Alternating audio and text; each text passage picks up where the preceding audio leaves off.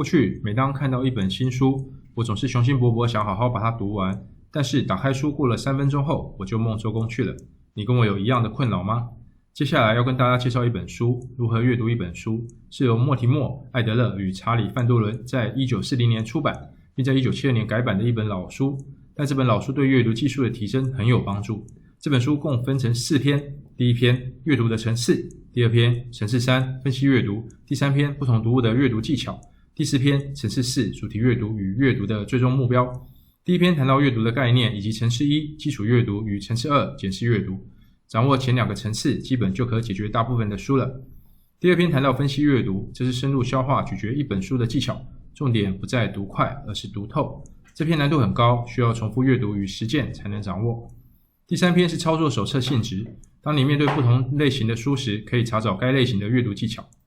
第4篇谈到阅读的最高层次主题阅读，主题阅读已经超过一本书的范畴，以主题研究为目的的阅读技巧。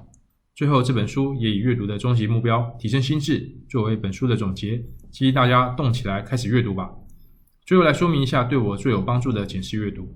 透过检视阅读，一本非小说类的书我最多1个小时就可以读完了。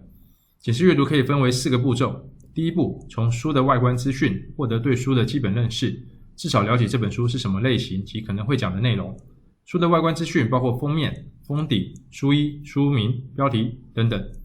第2步，拆解目录页，了解书的整体框架，从书的第1集、第2集目录可以更清楚知道这本书的内容，可以用心智图进行整理。第3步，打开书的内容，找出各章节的标题，进行对书的更深入解读。到这一步基本上已经可以用1句话来介绍这本书了。第4步，若是对这本书的内容还让你有兴趣更深入了解，可以快速读过全本书，不了解的地方就略过，重点在快速读过。我常用的方法是先读每段落的第1行，这样就已经可以把一本书掌握到7、8成了。最后的最后，如果还想对这本书进行更加深入的阅读，就可以进到层次3的分析阅读了。不过市面上大部分的书很少有机会读到层次3的阅读，一般是经典或是教科书会比较需要。